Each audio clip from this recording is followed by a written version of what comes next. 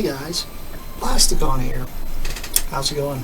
This is a bit of a follow-up of QA, and I'm kind of just going to talk about some of the comments and such that I've gotten, and just a little bit of a chit-chat, I guess. I have several people that have commented on my videos recently, and one of them happened to be, well, let's talk about a bigger one I had here. Person's like, alright, how is this related to Generation 2 Transformers and G.I. Joe when it came to my Shockwave shock cannon review? Said there's no symbol faction and stuff like that. I personally forgot to put a symbol faction on it back when I did the customs. I had them put away for a while, and then I just got them out, and I completely forgot there wasn't a symbol faction on it. I put one on there since then, but I did fix that situation. The reason why they're related to Generation 2 is because I was trying to make the toys themselves fit in with the aesthetic. Hasbro back in the day would have probably just recycled a lot of the toys that we would have had, but they did come up with some new molds and new things. Now I know Chap May did a whole bunch of kind of, I don't know, knockoffy kind of not Transformers, but G.I. Joe vehicles, and they've done mechs and such too, and these actually kind of fit in with the G.I. Joe universe. So what I was trying to do was take the knockoff stuff that I had done and implemented them into my my collection, mainly because I like Generation 2 and I like G.I. Joe. I think the two should coincide. Always have ever since I was a kid. I used to play with our G.I. Joes and our Transformers together, and it was kind of weird that they were all kind of out of scale, but I can honestly see them working together very, very well. So that's one big reason why I decided to go down that route with customizing those knockoffy type of toys to Generation 2 stuff, so they kind of fit in just fine with that type of thing. Now that being said, are they authentic? No, they're not authentic. They're my brainchild of a thing that I decided to create. That's why they're there. And it's just a kind of a quick little thing about that situation. Somebody did correct me back when I did the review of the comic books that I did. Apparently they were a little more expensive when they came out. The hardback covered Generation 2 comic bits, because I tried to show you guys the collection ones that basically were kind of a reissue type of thing they did with all the G2 comics and put them in a entire book. If you haven't went back and watched that video, I highly suggest you do, so that way you can see exactly what I'm talking about. They were awesome, but I can understand them being kind of pricey, and especially nowadays, I guess, yeah, they're kind of going up there in price. But the thing is, when it comes to trying to get a hold of the entire line of the Generation 2 comics, for the US side at least, you're probably going to spend anywhere between, depending on the condition they're in, I would say anywhere between $100 to $150 for the full line. Sometimes I've seen some eBay sellers doing them for about $145 for the full set, but it's a lot cheaper to try to find the graphic novel. It's got them all in it if you're just wanting to read it. If you're not wanting to read it, you actually want to collect it, that's a completely different situation. And since then, I did find a Rage in Heaven off of eBay, but I have not purchased it just because I don't have the funds for it right now. But I did finally find a hardcover Rage in Heaven, so I'm really going to want to try to get that in the future. It's also another one of those things in the world that I have, kind of on the list of things that I would like to get one day. I don't necessarily need them, but it's just nice to have. Another person, he had asked me, can I see the Fall Cybertron Ratchet that's come out on the Gamer Edition Fall Cybertron Ratchet being retooled into Calcar. I don't see why not. I don't see why that couldn't happen. It'd be nice to see the light formers get a bit of love, because Deathwing hasn't ever had a reissued toy. Calcar's never had one. Iron Fist had one during I want to say it was back when they did the Fall Cybertron Bruticus. They did the Swindle mold. I actually used to have that one, which they called him Iron Fist. It's kind of a weird thing there. And I'm trying to remember the other one. I know there was another one involved with that lot. It'll come to me. But I would like to see modern renditions of those. All four of those guys would be kind of cool. I think the light formers are very, very underrated. They don't get a lot of love. It's kind of the same thing with the Predators and the Turbo Masters, those late Generation 1/G2 figures from the UK. It would be really cool to see new renditions of those. Other ones I'd like to see is maybe a modernized version of all the laser rods. Considering they never ever got a reissue. A lot of these toys never got reissued. Light former molds disappeared. The Sky Scorchers disappeared. The Accelerators disappeared. There's several of them. I know toward the, when Generation 2 came out, that some of those were slotted for G1, didn't quite make the cut, and then ended up getting slotted later for Machine Wars. So there was a bit of a bridge gap there, and then they tried to kind of reissue some of those molds during the early 2000s with the Universe line, which some of those were actually really, really nice toys and very sought after nowadays. Considering they're kind of bricks, which is crazy because, I personally like the brick robots. I'm more into less articulation, more functionality and play. That's kind of how I've always liked my toys. I don't like my toys being so over-articulated, because honestly it's just going to sit on a shelf anyway. If it's too articulated, the joints tend to either A, give out, or B, break when you try to move them. I don't know, it's just something about highly articulated toys I've just never really been into, and I know some people have asked me that question, like, why don't I get into the more articulated stuff, and that's one of the biggest reasons. Now, I did do a lot of customs of a lot of the more not Machine Wars, but the Combiner Wars stuff that had come out, and going kind of down that line. I did a lot of customs of those, but I also got rid of those because what I was looking on the shelf, I had, well, G2 Superion, the original, and then I'd had G2 Superion, the Combiner Wars version, and I'm like, the Combiner Wars version's cool for kids that want, or even adults that want to get into that have never been able to have a G2 Superion. Gold plastic not actually being a problem is nice. It's a cool toy, but I myself, limited room, limited funds, and honestly not enough nostalgia and sentimental value behind it, so I really did not hang on to those. That's one big reason why I kind of got out of the whole collecting aspect of modern figures. I have had a lot of modern figures, and they're cool, and I love them. But if you, well, one day I'm going to do a video of my collection room and show you guys what I have, because I don't have a huge room. I have a very small room, but it's got everything in there that I want. Not a bunch of stuff that I don't. But, it's kind of one of those things I get into when it comes to collecting is, collecting toys should be a fun hobby for you. It should have some kind of sentimental value. I myself don't want to just kind of look at something and be like, when I'm like really, really getting old, because a lot of us are getting older, I don't want to look at something on a shelf and not remember what it is. Because if I would look at it on a shelf and not remember what it is, and does it really mean anything to me? No, it didn't. So, it goes away. Everything I have now has some kind of meaning behind it. There's a reason for it. There's a reason it exists in my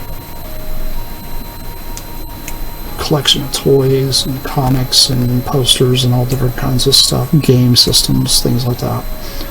I really get into stuff that actually holds some kind of nostalgia because it helps me cope with depression, helps me cope with PTSD, it helps me cope with several things. And scrolling through here to my comments here. I love the fact that some people are like, you know, when they see one of my custom crazy things, they kind of poke fun at me about the thing, like my Generation 2 Power Glide. They're like, that's blasphemy, that didn't actually exist. Oh, by the way, it's kind of a cool toy. It's just something kind of funny. I love that kind of stuff. That's fine. You guys keep pumping out those kind of comments. I'm into that. It doesn't bother me. I think it's great. It's good babble, because some people are like, oh, that didn't actually exist. The only G2 Power Glide we actually had that was official came with a Combiner Wars Superion, and it was that Power Glide recolor, basically. And it's an okay toy, but even back when I got it brand new, I really wasn't that impressed with that particular Power Glide. I want stuff that's a little more solid, things that actually feel good in your hand and not feel like it's going to fall apart if you move a joint. That was the problem with that thing, is it had joints that just popped out of socket just consistently, which is silly because the rest of the Combiner Wars line was pretty solid, I'd say. Love the fact that people love the ball joint stuff. A lot of people really enjoyed some of my gaming stuff I've been doing lately too, because I'm just trying to kind of break it up a little bit. I'm trying not to go down the same route that everybody else does, where I just do one thing.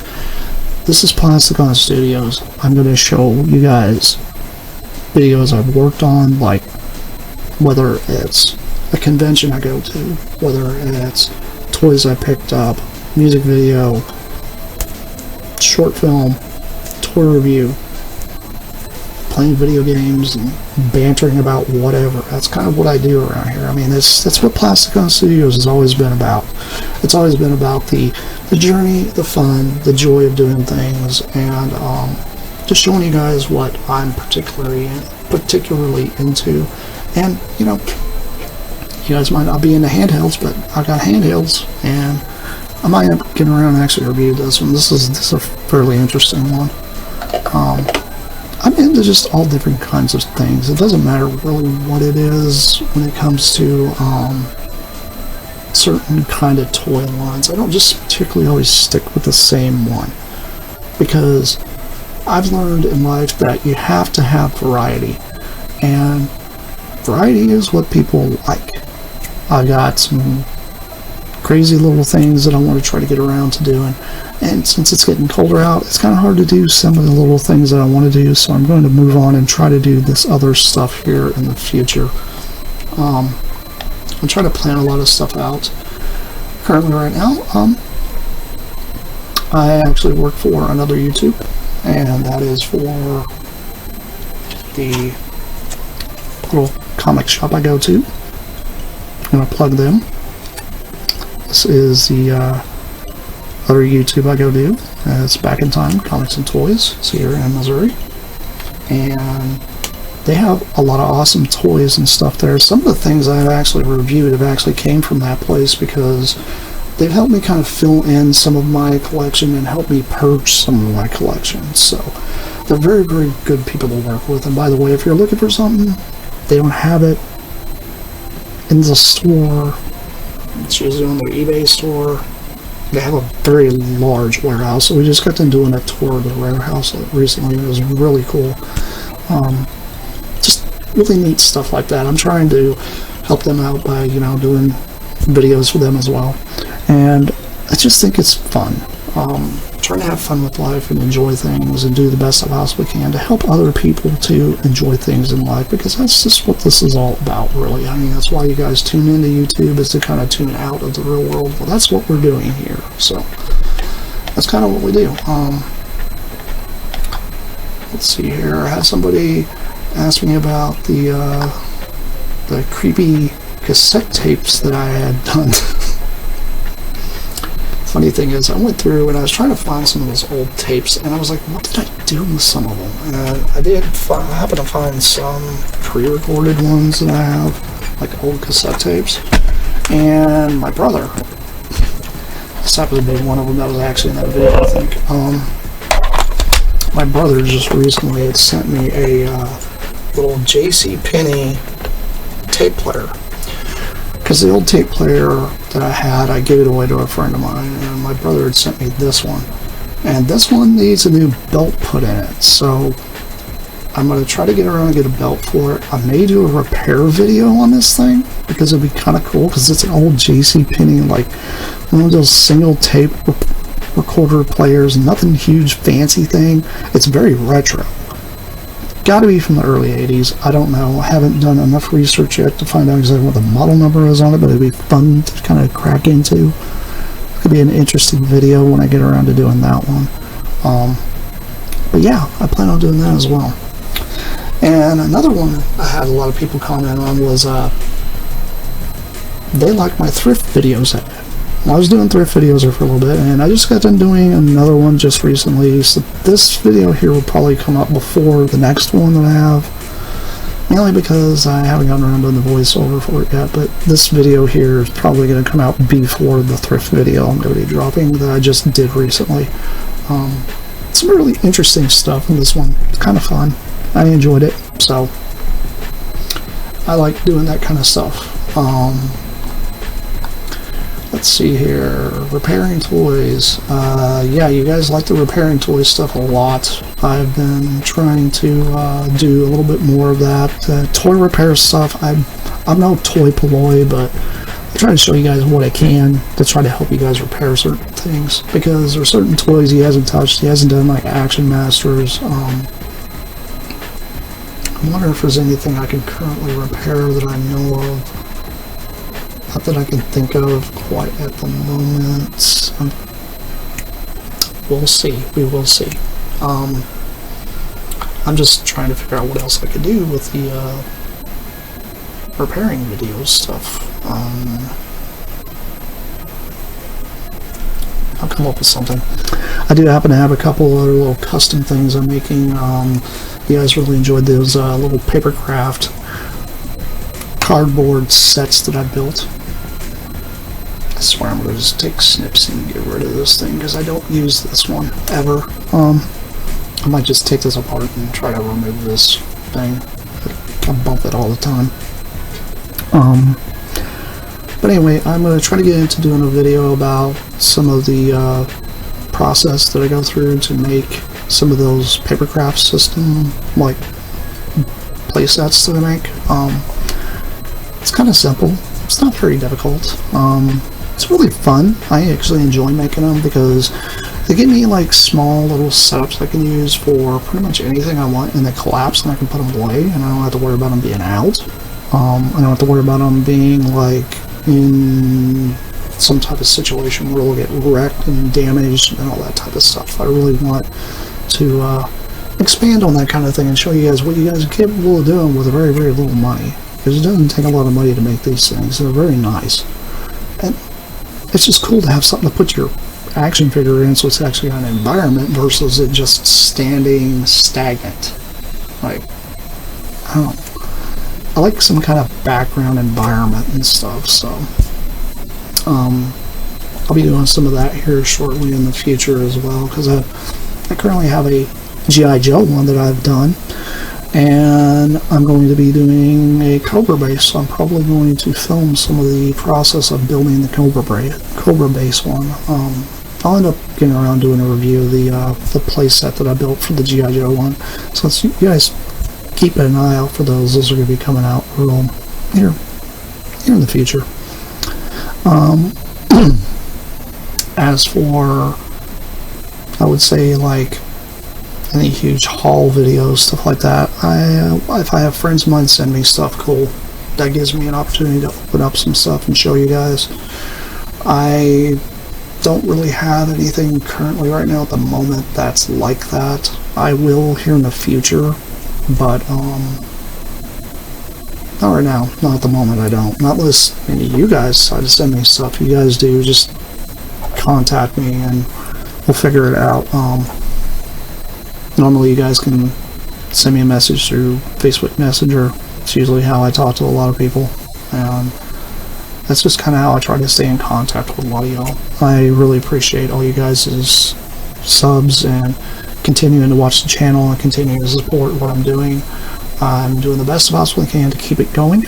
I've always got some kind of crazy, quirky thing. Another big thing that I'm currently working on, and it's something that I haven't gotten around to actually do a huge update to, and that's my robot build. I don't know if you guys remember me doing a video some time back. I dropped a few shorts about Bill, my robot that I'm currently building. I'm trying to flip over to some of the pictures that I drew. I'll just use this one. This guy, if you guys remember him. I'm currently still working on him. He's about twice as tall as this. But I actually thought about shortening him again. I don't know yet.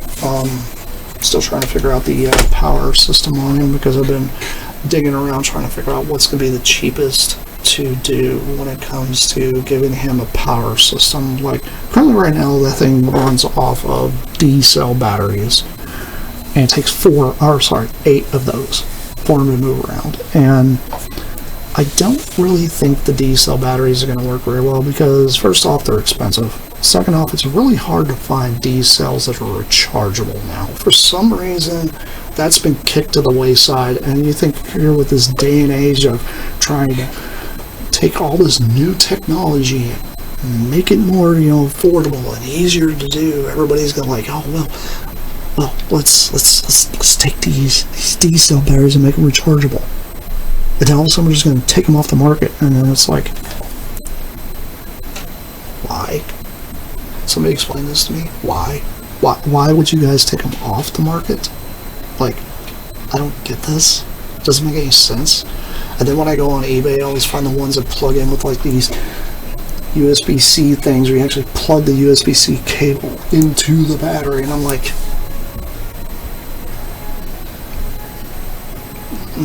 I'm not going to have a bucket somewhere with a bunch of batteries shoved in it with a bunch of wires sticking out. That's just not what I get into. I want it to be a little more streamlined than that, so I'm trying to look into different kinds of power systems to power him up. Actually, I'm not against probably putting a solar panel on top of him someday. Might find something that'll fit on top of his dome so it doesn't look out of place. That's the big thing about this whole thing, is I don't want certain things to look like they're out of place. Although he is kind of a hodgepodge kind of junk robot, which is cool. But I also don't want it to look like it's something that was just like an afterthought thrown on there. It's like, oh look, now he does this. Not into that. I'm looking into that. I'm looking into the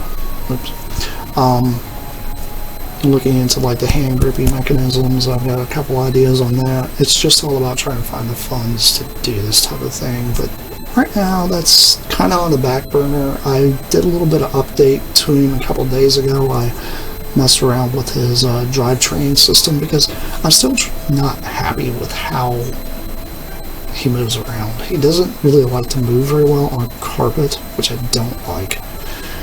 And I've been thinking, because I don't actually have real thick carpet in this house, so it's not really thick carpet. So I don't know, I'm going to figure this out. I'm trying to think maybe I might go with Robbie Sr. Like, I don't know if you guys know about this, but Radio Shack years ago put out these robots called, they're basically kind of a Omnibot, but not really. They're like a cheaper version of an Omnibot, but it's basically the same thing as an Omnibot. It has the same kind of track system and everything on the bottom. So I was thinking, well, maybe one of those might actually work better, because Omnibots are pretty heavy, and Bill's got some weight to him. He's not a light guy, especially when he's, 5 foot tall. So if that doesn't work, then I'm probably just going to shrink it back down, because I did a few demonstration videos. I think I uploaded it on my thing for like YouTube shorts and stuff, of small videos of him being shorter and squat. which I actually didn't mind that height. I kind of just want him to be taller, just because I'm trying to invoke that whole, the whole B9 Lost in Space robot aesthetic. He's supposed to be a hodgepodge robot. He's not supposed to be R2-D2 or any of this stuff. He's literally his own thing. And that's what I'm trying to do, is create my own thing there. But it's just something I've really been wanting to get into, is like showing you guys like what you're capable of doing with not a whole lot of money, and how fun it can be, and just using your imagination, just being a maker. You know, I watch Adam Savage a lot, and I've always made things. I always enjoy making things. Like here, for instance, it's a little sneak peek of some of the stuff that I've done. But this is a little tablet cover. It's just got an Android tablet in it. But I made it so that way it kind of opens up and looks more like a computer console. So that way it kind of looks kind of cool, and it's not a pristine thing. It's kind of beat up. It's kind of Star Wars-y, but not really. I put a lot of like love and care into how I did this, because I wanted this piece to invoke what Bill, my robot's all about. And this tablet's actually what I used to do a lot of the modifications. Let's see, I've done like a lot of like crazy stickering on the back of this, and this is actually a real Apple logo from the 80s.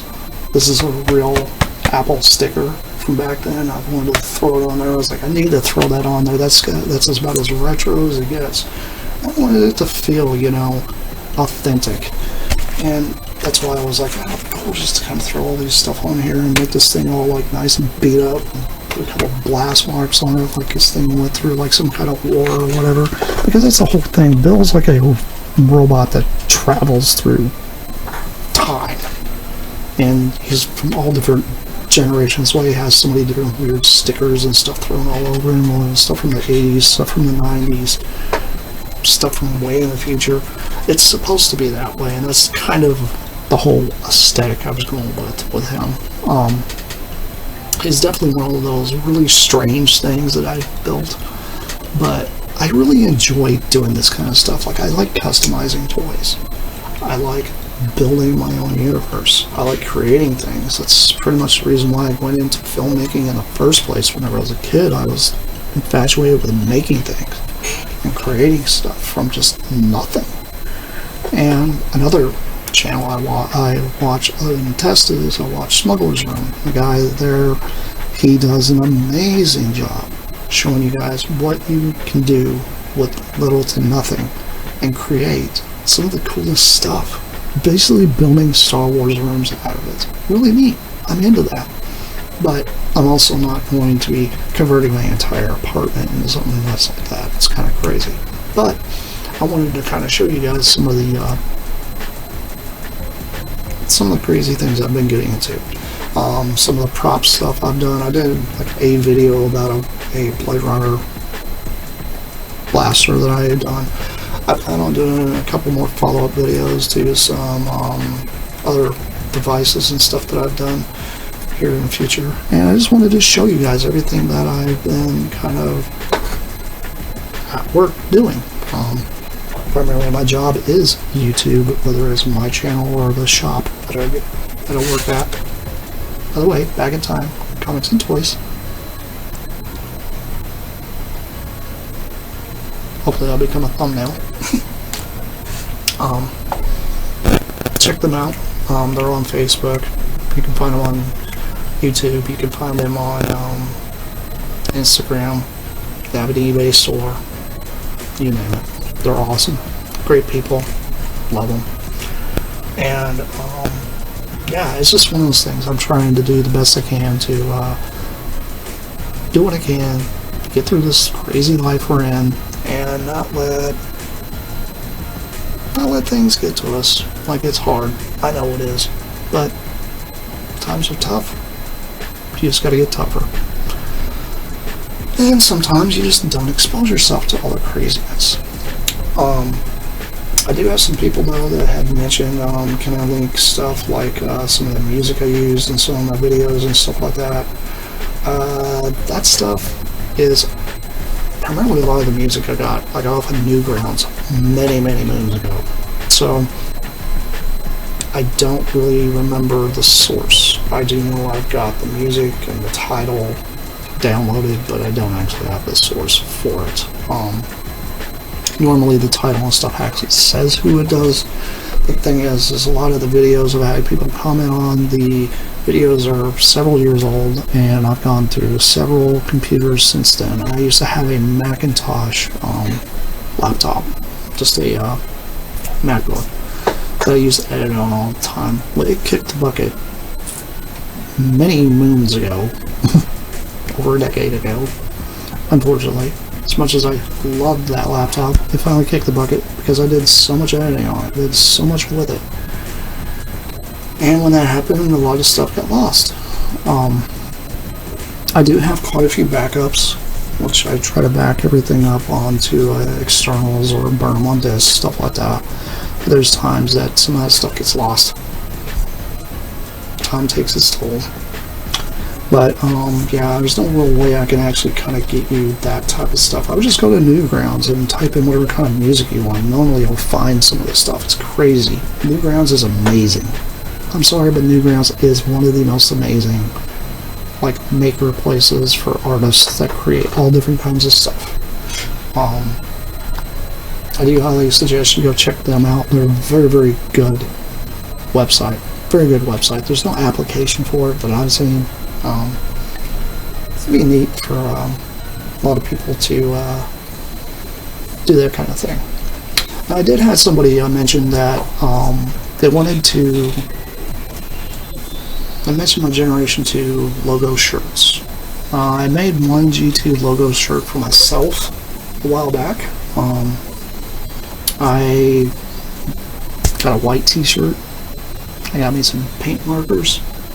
I cut out a pattern, I traced the pattern on the thing, and then I just colored it in. It's all handmade. That's what I did. I need to do one for Decepticon. I only did one for Autobot. I do have a few more blank shirts, so I might just do that with those in the future. I might actually film that process. It'd be kind of interesting. I did recently do a tapestry kind of thing that I have. You guys, oops. Can't really see it very well, but yeah, you guys can't see it. I mess my camera all up. That's what I do sometimes. I'm clumsy. Anyway, this thing here is actually a old shirt that I had that I turned into a wall tapestry, and it's got the studio's logo on it, and I put Plasticon Studios on it. All hand done. I handmade this stuff just because I like making unique items, stuff that not gonna be worth anything to anybody else, but it's worth something to me because I'm big into creating my own like element, and it's just something that works. So I did that. I thought it was neat. But yeah, I don't know if there's any other questions I got out here to answer for you guys. Other than, yeah, I plan on doing a lot more. I'm going to keep it coming. Yeah. I did have somebody ask me about the Dino King knockoff Velocitron, not Velocitron, but Volcanus Dinobot knockoff set that I got. I got that from a friend of mine a long time ago, but I do know they had them on eBay for years. And then recently, I think it was on AliExpress, they released that entire set in the authentic Dinobot colors. Looked like they added a few parts to it to make it a little better with the hands and such. But it's literally the same set. It's just done in the Dinobot colors versus it being kind of a rainbow color. I personally like the rainbow colored one because it fit my Generation 2 line, so it fits on my shelf much better. That's why I stuck with it. If you guys buy stuff off of AliExpress, I understand that. I myself haven't ever done that. I'm not. Let's put it this way: I don't like buying stuff if I don't know if the source is 100% accurate. Because there's been lots of times I've seen stuff through Temu. I'm like, no, that's cool, but I'm not going to ever throw any money toward there, because if they get your information, God knows what they'll do with it. Especially if they break into like your bank account and all that stuff. I try not to do anything that's going to cause any financial strain. So if you know anybody that actually can bought off there, go for it. I mean, that's your game. That's cool. Third-party toys. Take a drink of water here real quick.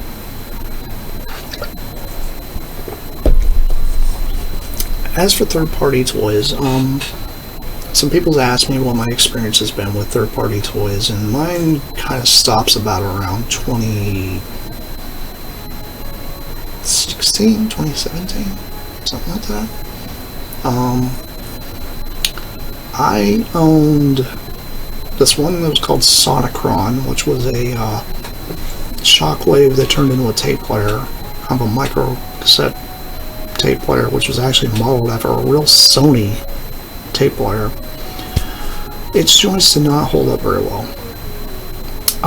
It had two of the little tiny cassette dudes that came with it. They were okay, but I really don't recommend that toy.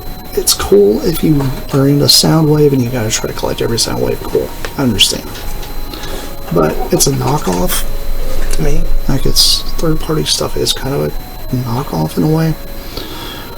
Although some of them are original designs, I get that. But they're always homaging something. The only one that really kind of regret ever getting rid of when it came to third-party stuff is I had this one that was called Glacial Lord. It was made by Fans Project. It's basically a bunch of prehistoric mammals that all like combine together to make this bigger robot, and every part of that connection part was actually compatible with their Generation 1 or Generation 2 combiners. Like, everything worked together. It's probably the only toy I would say I regretted ever getting rid of that was third party. When it comes to knockoffs, you guys know me, I'm all about knockoffs. I love knockoff, like, I mean, that's like a vintage knockoff, stuff like that. My thing is if it's a knockoff of something that's already kind of more or less available, I'm not into, like, third-party Devastators. I know some people are not happy about the Devastator that's coming out, and I'm like, first off, you don't have it in hand. Second off, it's one of these toys that eventually, one day, will be worth a lot more than some third party that nobody knows anything about. And it's one of those things, like, you have to think about this. When something's stamped Takara or Hasbro, it carries some kind of weight. If it doesn't actually have real stamping, like it says Fans Toys or whatever on it, most people aren't going to know what that is. Unless they're hardcore Transformer collector. And a lot of these vintage shops don't want to, they don't want to dump the money towards something that they have no idea what it is. They don't care about how much you guys spend on said item. If you're going to turn around and get rid of it, most of the time people are just going to turn around and get rid of it because they need to. Taking up space. They moved on to a different aesthetic, whatever it is. I'm not downplaying third party, but all I know is it seems like all we do is revolve around Generation 1. Like, that's the center of the universe. When there's so many more interesting things that are out there. If they don't do the G1, they jump into Beast Wars. It's always back and forth between these. Whatever happened to RID from 2000. Those are amazing designs. Some of the best looking designs. They don't get as much love. Same thing with Armada's kind of been getting a little bit, but not enough. Same thing with the whole Unicron trilogy. And then some people jump down the train of all the Bayverse stuff. My thing is, if you like an aesthetic, you like an aesthetic. That's fine. But my thing is, not everything needs to be Generation 1. I think that's the end-all be-all of collecting in general. Because if all you can do is collect G1, then you're harden yourself already to not breaking out of that mold. If you're going to collect only vintage G1, well, you're only going to collect so much before you hit a brick wall, because either A, that toy won't be available because no one is selling it, or B, it's so rare that it costs more money than you normally can put out for it. But if you buy something that's more of a homage to something because you're getting into the modern stuff, cool. Nothing wrong with that. I don't see a problem with that at all. But I am one of these kind of people that think if you're collecting for value, that's out the window. That's been out the window probably for like the past 10 years or more. People really aren't dumping the money they used to on these particular IPs. And the reason being is, I don't know if you guys have been watching all the stuff that's been going on with Hasbro, Mattel. Those are the two big ones right now. All they're wanting to become now are licensing firms, where all they do is license names. They outsource the design, outsource the materials, outsource the factory. All they want to do is be the guy behind the desk saying, yes, you can use this IP, no, you can't use that IP. And people can come back and blame Hasbro, and I'm like, let's really boil this down. Like, let's go back to the time where stolen toys were a big thing, right? I don't know if you guys know about the stolen toy market, but the stolen toy market was back when Hasbro was having a lot of these action figures made in China. Security in those buildings aren't the greatest. Dude pockets the Transformer, it's complete, sticks it in their pocket, sells it off to somebody that knows, some big huge guru or something like that does craziness on YouTube, right? And then what ends up happening is the toy gets reviewed before it even hits market, even hits like, you know, an announcement. Constantly happening, right? Well, Hasbro has no control over that because they don't own that factory. The factory's in another country. And then you've got people that want to diss Hasbro because they don't like the design. They don't like what's going on with it. Why this has got loose joints, blah, blah, blah, blah, blah. A lot of that boils down to the factory, not the designer. And when the designers aren't even going to be involved with Hasbro anymore, when they're going to outsource them, then who do you blame? You blame the designer that made it before you blame Hasbro, because the designer's the one that screwed it up. That's why this is such a big mess right now when it comes to the toy industry. The toy industry is not doing well because, face it, you're seeing Hasbro and Mattel work together, and there was a huge talk a long time ago about one of them buying out the other. I can't remember who it was, but I think it was Hasbro was trying to buy Mattel. And it's a mess. Now, neither one of them are making the money they used to, so they had to join forces.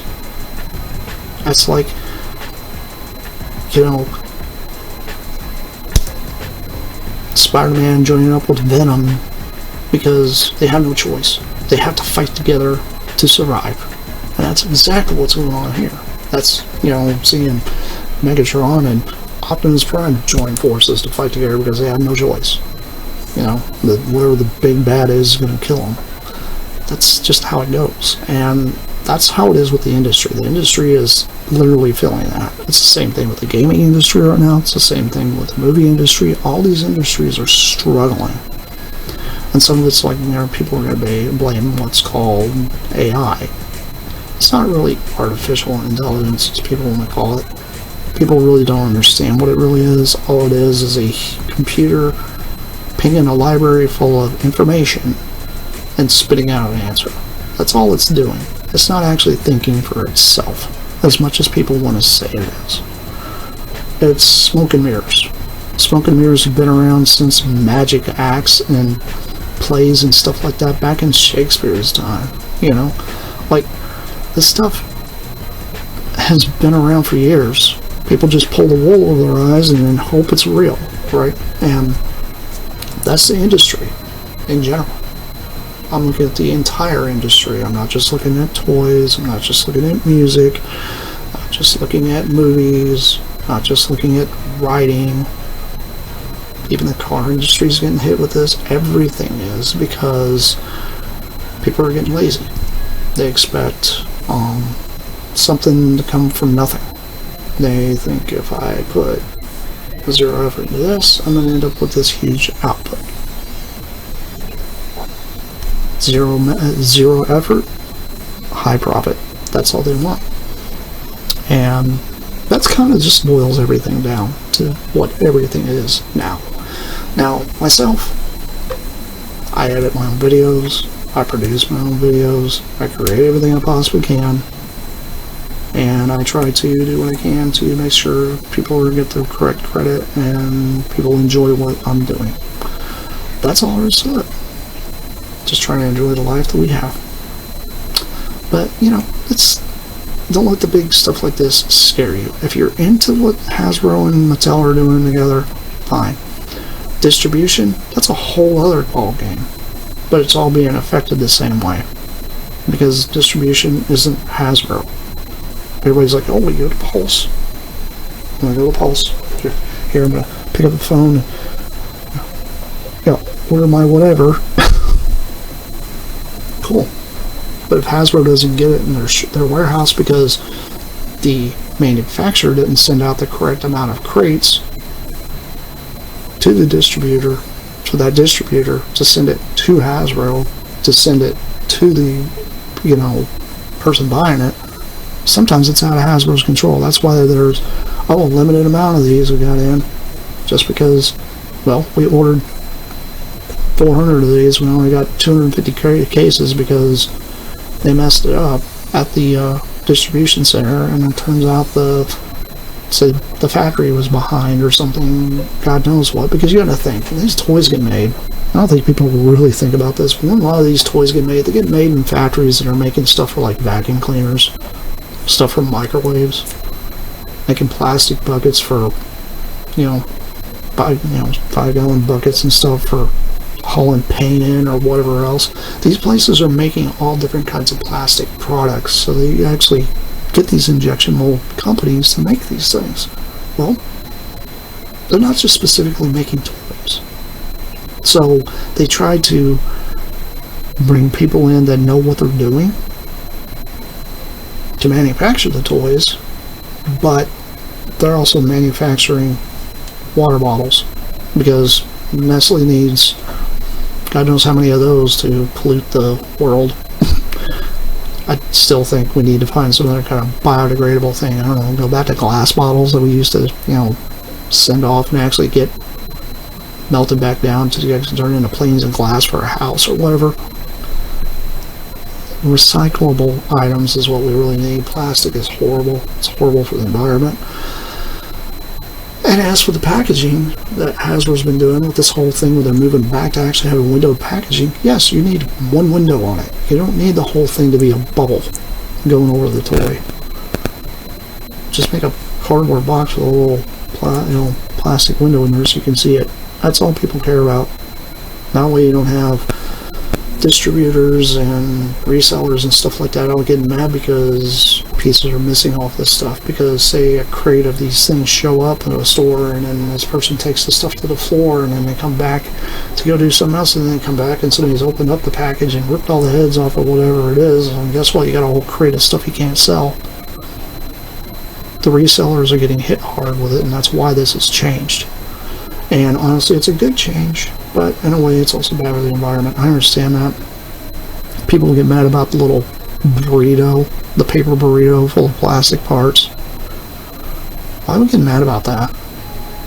Like, seriously. Just because you can't wrap it back up in a piece of paper and stick it back in the package to turn around and resell it to somebody else later on? Who's really going to see this? No one cares at that point. My thing is, if the item has all the parts, great. If it doesn't, it doesn't. Either A, you can sell it this way, or B, you can sell it a different way. But when it comes to a lot of those little plastic ties and stuff that used to hold all the parts in, those weren't very good. I actually like the paper ties they used. I want to kind of go back to that. But, just the way things are being manufactured and stuff, not the greatest. But it's like I said, it's the same thing with the game industry. The game industry is trying to push it to the point that, oh, you don't own anything. Same thing with all the music. Oh, you don't own your music. You don't own your whatever. When you have a cassette tape, you own it. It's yours. You own it. You have it right here. It's physical. It's in your hand, right? This is owning something. When it's physically in your hand, physically in whatever you have. If you guys are big about trying to get video games and stuff like that, I highly suggest using GOG. GOG on computers.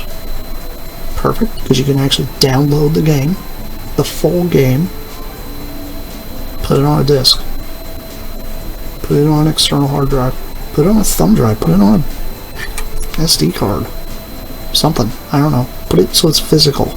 So that way whenever everything goes haywire where you can't connect to the internet or whatever, you can still load up your game and play your game. Now if it has a multiplayer aspect, that's a little different, but like World of Warcraft, I play World of Warcraft a lot, right? But they never decided to take it down. All that work I've been working on since 2004 is gone. But if I decide to fire up Red Alert, have a physical copy of Red Alert from, what was that, 96, 97, something like that. Doesn't, I mean, it has online capability, but you don't have to play it online. I can play it all day. They even have map modifiers for these kind of games too, by the way, so you can actually go through and build your own map, build whatever scenario or anything like that you want to do. StarCraft was notorious for it. Amazing. That is getting into something that's fun. That is thinking outside the box, that's getting away from some touchscreen, that's creating your own environment, doing your own thing. And if you're a musician, I highly suggest you have copies of your stuff. Have hard copy. Record it onto a cassette. Record it onto a CD. If you're well off, have it carved into vinyl. Who doesn't want a vinyl disc or a vinyl record of something they created, you know? That's my big thing. Is like if you're huge into creating stuff, make sure you have it readily available to you. If you are a toy maker, if you're making 3D prints of stuff, make it available. Put it online. Let people download it. People will download it and archive it. That way in 2050, somebody can actually download it and build it. In 2050, they can download the music and listen to it because you've done an archive of it. But say your kids run across it, oh yeah, my mom used to play, piano or whatever. Here's a copy of what she used to do.